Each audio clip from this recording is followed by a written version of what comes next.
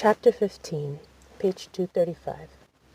Henry sneezed, waited, sneezed again, and squirmed closer to the mouth of whatever he was stuck in. At least there was light. Someone was speaking. It was a man's voice, and it ended loudly. People applauded. Henry got his face to the door as the music began and blinked in surprise. He saw what Henrietta had seen, though the dance and song had changed. His eyes followed the swirling colors, ran over the walls and up to the vaulted ceilings, where chains suspended 3 enormous gold candelabras lined with hundreds of flicking tons of flame. His eyes watered as another sneeze swelled up in his head.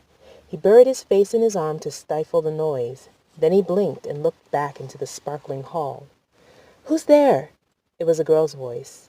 In all the noise, he had barely even noticed it. Henry didn't say anything. He slid forward and stuck his head out into the room. Instantly, the world was black. He blinked again, waiting for his eyes to adjust. Some moonlight filtered down through a gapped roof, but no roof was visible. Henry scooted back into the cupboard. The laughter, the music, the light, and the noise of dancing feet all flooded back at once. He squinted and slid forward again, this time clipping his head on the top of the doorway. Darkness. "Who's there?" the voice said again. This time it was the only noise in the room, and it ricocheted off the wall, filling the huge place. "Henrietta?" Henry asked. "Is that you?" "Where are you?" Henrietta laughed.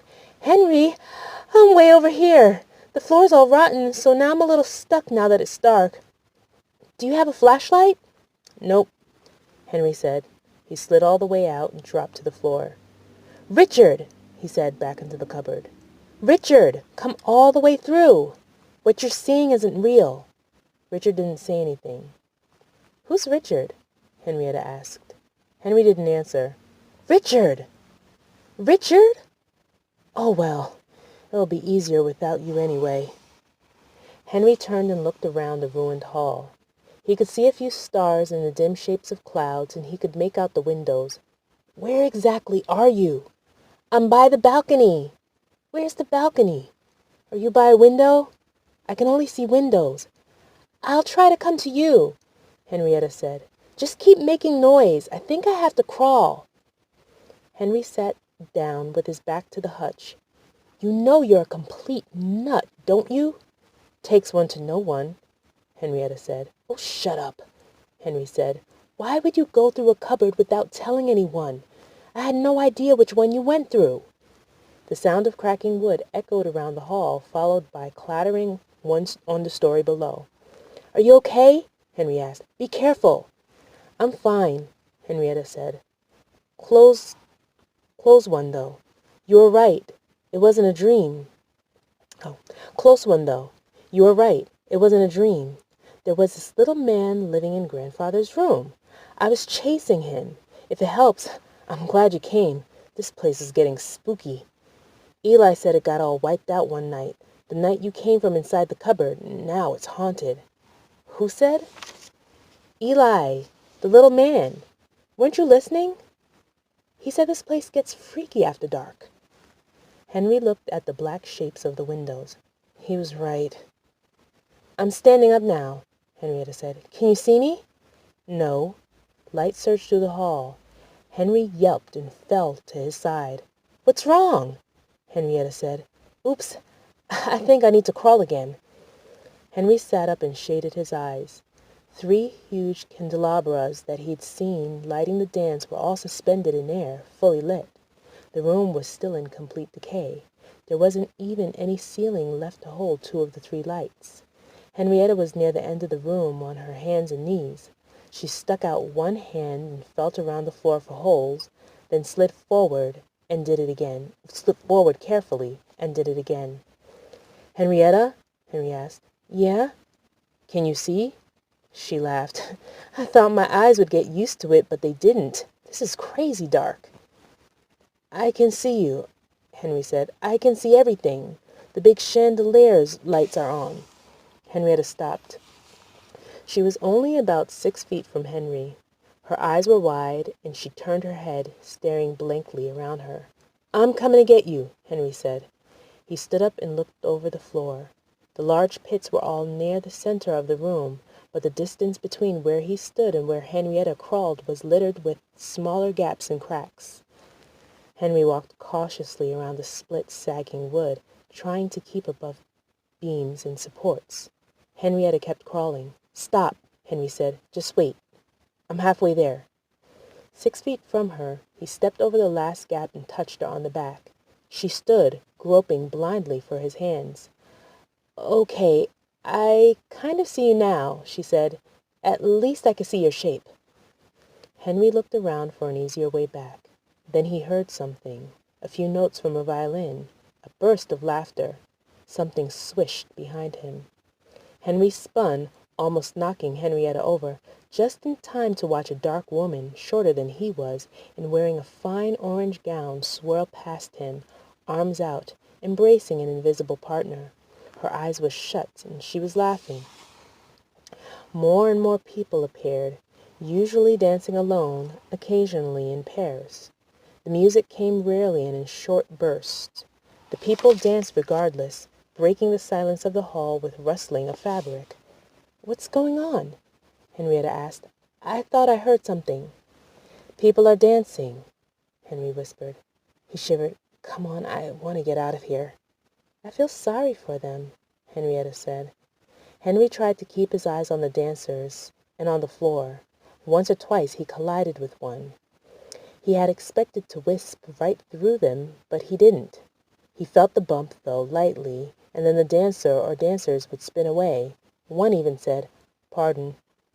Henrietta saw none of it. She clung to Henry's arm and placed her feet nervously where Henry told her the floor was strong. When only a third of the distance to the cupboard remained, the ballroom was nearly full, and collisions were almost impossible to avoid. Henry kept his arms out, and the dancers spun off to the side as they came. "Is that the wind?" Henrietta asked. "Yes," Henry said. "The air is moving." He was guiding Henrietta in front of him when the two doors at the end of the hall burst open. Henrietta grabbed at him. "What was that?" she whispered. "What did you see?" Henry didn't say anything. He and most of the dancers were frozen, staring at the doorway. Through it stepped a tall figure hooded and cloaked in wolfskin, holding a slender staff taller than he was. At the top, a long narrow spike rose out to two cruel blades that bent back towards the shaft. Broad men, none as tall as the first, swarmed into the room. Then the screaming began. Henrietta could hear it. So she dropped out of Henry's grips and covered her ears. Henry stood and watched, and felt that familiar sickness swelling in his stomach. Some of the men held lean wolves on chains, and when the tall man gestured, they released them, snarling into the crowd. The wolves attacked a few, but mostly they herded the dancers into the center of the room. A few still danced alone, and the wolves either did not see them or were unable to touch them. As the people gathered, Henry pulled Henrietta to her feet. Whatever was going to happen next, he didn't want to see it. The hall was filled with screams and weeping, and Henry did not turn around. Henrietta cried while Henry shuffled her towards the wall with the hutch, and as he watched his feet and floor around them, he saw a man running from a wolf. He was tall, not one of the short people, and he was running towards a hutch. He looked over his shoulder, and Henry blinked. The man had his mother's face. He threw open the cupboard, and the wolf snapped at his feet as he dove inside. When he was gone, the wolf turned, still snarling, and surveyed the room.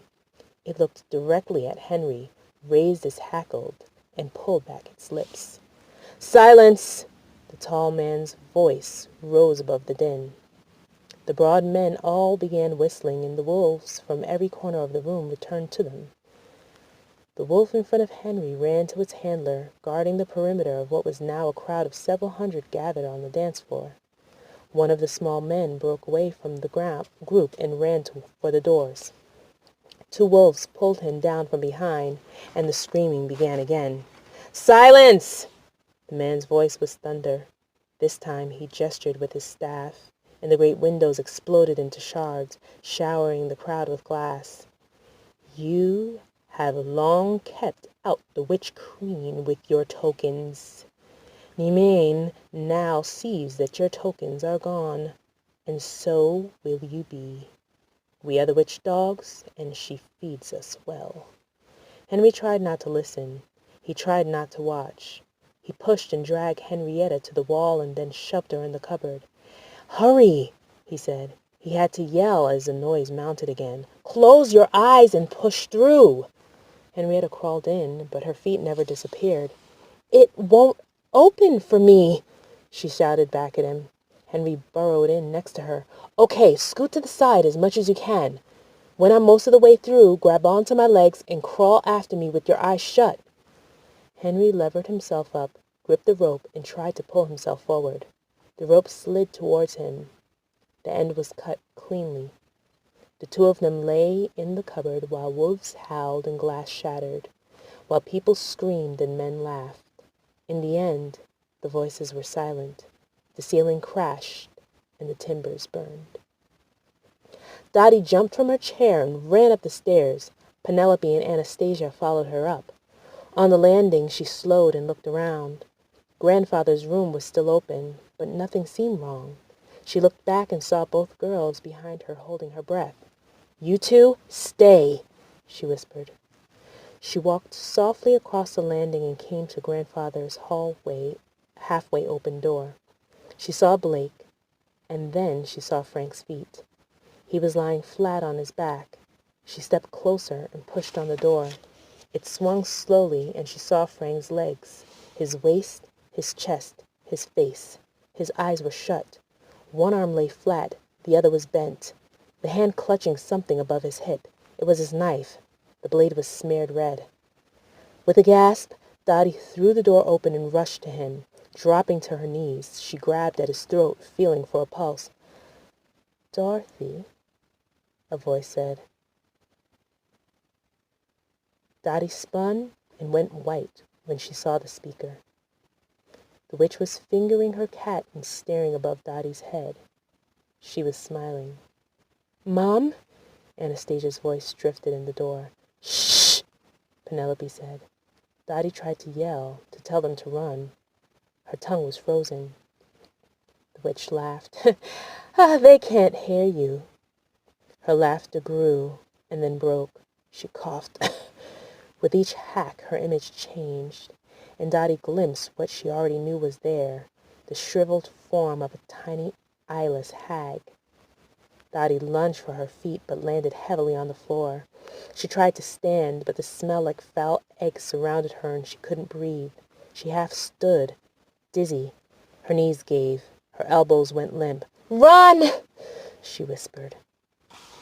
Anastasia and Penelope had seen their mother hurry to the grandfather's room, and they'd heard was laughter, then coughing.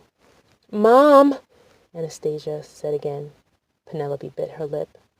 A woman like they'd never seen emerged from the doorway, smiling sadly and carrying a cat. Both girls stepped back, and Anastasia grabbed Penelope's arm. The woman was dressed heavily, as if for the cold, with a gray cloak, but her throat was bare. It was a long throat, and delicate. The face above it was just as rich as it was fine, the olive skin as smooth as it was warm. She was beautiful. Her cheeks were high and her nose long. How Anastasia thought a queen should be. A queen in any land, in any country. "Children," she said softly, "your father has been winded, but your mother's tending to him." Penelope swallowed loudly. "Who are you?" "I am called Mimane. I am a friend of your father's from another place. He has asked me for my help. It is important. There was a boy. Do you know where he is?" "Henry?"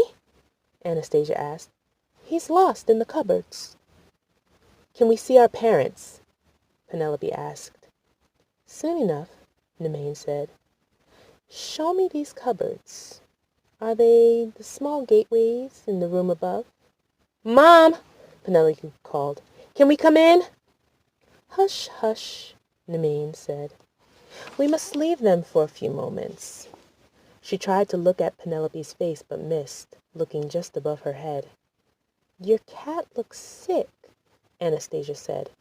The woman turned her face towards Anastasia. Yes, he has been sick for some time, but I am able to keep him alive. Anastasia stared into the cat's eyes. Then she looked up at the woman's perfect face. What's wrong with your eyes? She asked. Why don't you look at us? My eyes are strong, Nemain said, her tone suddenly harsh. It softened quickly. I have a little magic, and I do not always need to look in order to see. Now, will you take me to these cupboards? I would ask you about them. Anastasia stepped into the attic stairs, but Penelope didn't budge. We'll stay down here, she said. Your father asks that we hurry, the woman said. This boy, Henry, is not in a pleasant place. Come on, Anastasia said. We'll come back in a second. Mom, Penelope said. We're going into the attic. We'll be right back. Anastasia stood at the top of the stairs and waited. Nemain waited for Penelope to climb first. When Nemain did move onto the stairs, she held the cat low, and her steps were not smooth. In the attic, Anastasia pulled the 2 doors open and stepped into Henry's room. Oh, I forgot about Richard, she said. He's still asleep. The witch walked into the room behind her. Who's Richard? Penelope hung back, but then she saw Richard's face. His flesh was gray. A purple blotch stood out on his forehead. He doesn't look asleep, she said. Is he okay? She slid past the woman's robe and put her hand on his cheek. He's cold. His sleep is merely deep, the woman said. Penelope put her fingers against Richard's neck. His heart is barely beating. Nemain raised her head and stiffened. These are all the gateways? What about Richard? Anastasia asked. The woman turned on her sharply, then slowed herself and smiled. She stretched out a slender arm to touch Richard. There it is, Penelope said. It's beating faster now. Nemain turned back to the cupboard. These cupboards, how are they used? I thought you were from one of them, Anastasia said. Yes, the woman said. I found the way in. It was very small, but I passed into the darkness to question some of the eldest, and it was my own father who told me how to pass through the small ways. So I've come, and so I will go. But the boy Henry must have another way. He could not know such magic. We don't know how it works, Penelope said. We've never done it. Mom just told us that Henry and Henrietta were stuck in them. I think you spin the knobs on the middle one, Anastasia began. Penelope shot her eyebrows behind the witch's back and shook her head. Anastasia stopped. Penelope was backing slowly towards a door. Go on, the witch said. That's it, Anastasia shrugged. I think you spin the middle ones. Nemain shifted her cat, lifting it higher, and then stretched out her hand, running it over the doors. Childish, she said. So clumsy. You are behind one of these, you young pauper son, the blood of Mordecai, hidden in a cupboard. She raised her hand and spoke in a strange rough word. The doors all flew open, and Anastasia's ears popped. Penelope grabbed Anastasia by the wrist and dragged her out of the room. They reached the top of the stairs too quickly and slid most of the way down on their backs. Children! The woman cried, but they had hit the landing, staggering into a run. The black cat dashed between them. Mom! Penelope yelled. Mom! The 2 of them burst into grandfather's room, the cat with them. Anastasia ran into the bed while Penelope slid to the floor. Blake rose from where he had been sitting by Dottie's head and charged the sickly cat, yowling. Dottie lay crumpled on her side next to Frank. Her skin was pale, and her lips were blue. Mom! Anastasia said. Penelope, are they dead? The black cat retreated to the landing, and Blake followed. Penelope crawled to her parents. She didn't answer. The two sisters could hear footsteps on the attic stairs. Anastasia rushed to the door. "She's coming, Penelope! Shut it!" Penelope said, but Anastasia didn't. "Shut it!" she said again. "Blake, come here!" Anastasia turned and grabbed Blake by the loose skin on his neck and hurried into the room and shut the door behind her. Then she stuck her finger in the doorknob hole and pulled. The door wouldn't open. Penelope pressed fingers into her mother's neck. After a moment, she moved to her father. "They're alive," she said. "Can you hear anything?" Anastasia stuck her ear to the door. Penelope rolled Dottie onto her back and brushed her mother's hair out of her face. Dottie's eyes were wide open, but her pupils were no more than tiny points. "No," Anastasia whispered. "I can't." Then she jumped back, tripped on Frank's foot, and fell on the floor. The door rattled in its frame.